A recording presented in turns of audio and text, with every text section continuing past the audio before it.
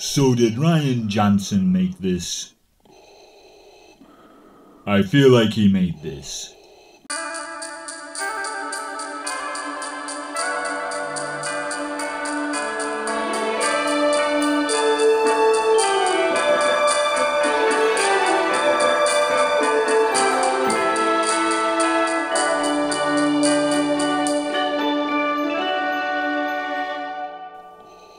The Star Wars Holiday Special.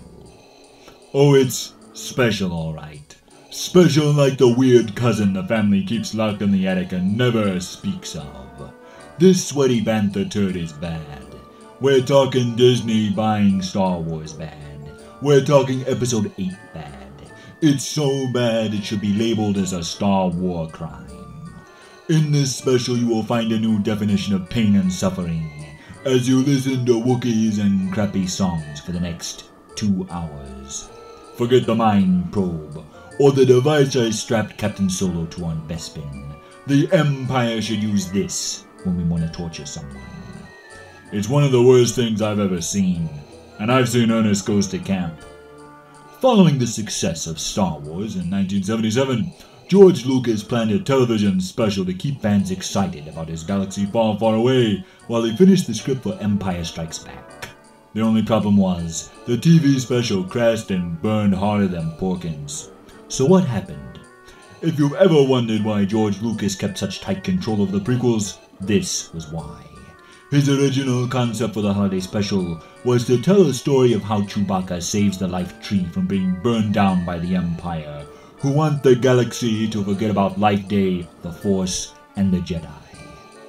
An evil soulless organization who wants to burn down a sacred tree so everyone will forget about the Jedi. Sounds like Disney, doesn't it? Turns out studios haven't changed much since 1978 because they tossed out Lucas's plot in favor of their own crappy ideas. Again, just like Disney. This insult to Star Wars begins with Captain Solo and Chewbacca fighting their way past the Imperial fleet, so everyone's favorite walking cockpit can get home to his annoying family in time to celebrate Space Christmas. But rather than showing their adventures, we get 2 hours of Chewie's stupid family instead. There's a reason Jaws focused on hunting the shark instead of Mrs. Brody waiting for the chief to get home. Fun fact, not only did director David Attenborough quit the project mere days into production, Carrie Fisher would play this at parties when she wanted her guests to leave. George Lucas hated it so much, he said, "If I had the time and a sledgehammer, I would track down every bootleg copy of the program and smash it." Back to the movie. Chewie's wife Mama tries to scan for the Millennium Falcon on her Atari 2600 before contacting Luke to see if he knows where Chewbacca is. With the terrible hair and eyeliner, they did to Mark Hamill's face what Rian Johnson did to Luke's character in Episode 8. He looks like a disturbing Ken doll version of Luke Skywalker. After their pointless conversation, we're subjected to Harvey Korman from the Carol Burnett Show attempting a Julia Childs impression with his stir, whip, whip, whip, stir sequence. But you know what should have been whipped?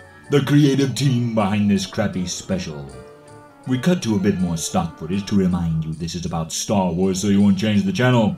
Before TV has-been, Art Carney shows up to visit Chewie's family to hand out presents to all the fuzzballs, leading to probably the most uncomfortable and disturbing moment in Star Wars, besides Luke and that space cow thing from The Last Jedi.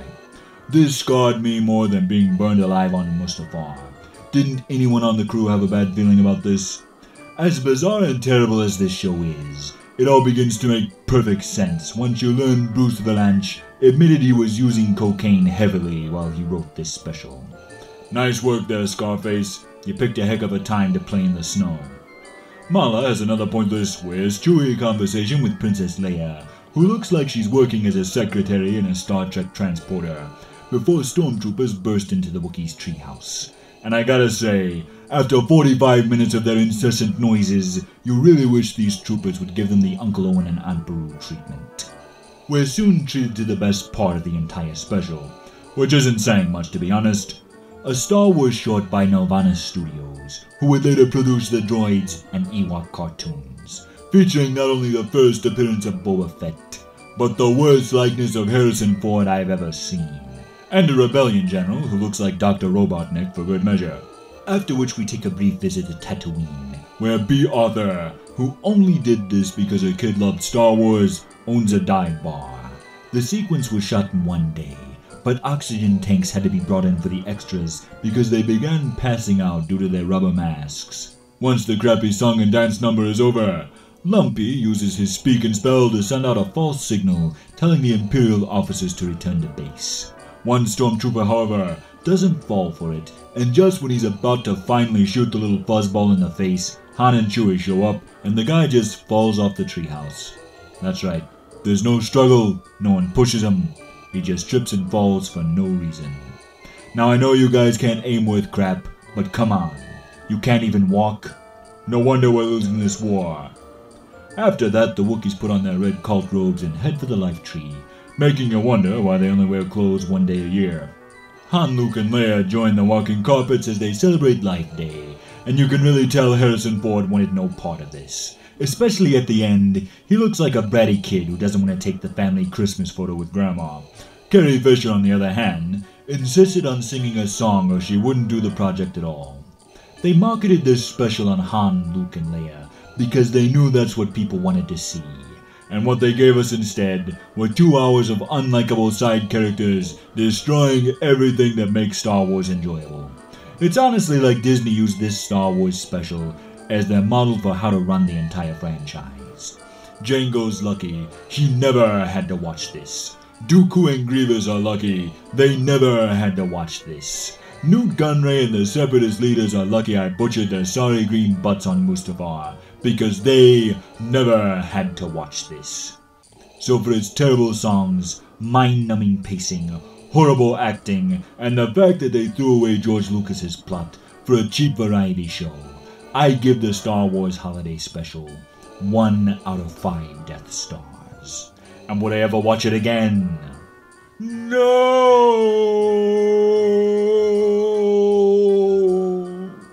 I'll be taking a short break so I can spend more time with family during the Christmas season, but I don't want to leave my faithful troops with nothing, so I'll be posting other videos for the next few weeks.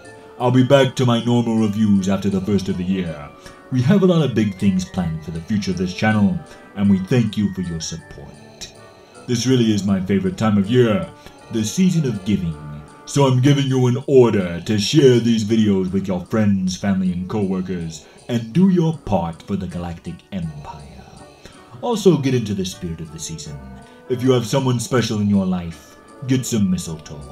Just, keep it away from my kids. They don't need any encouragement. And remember to put out those cookies and blue milk for Santa. From all of us here at Vader Reviews, Merry Christmas and Happy Life Day.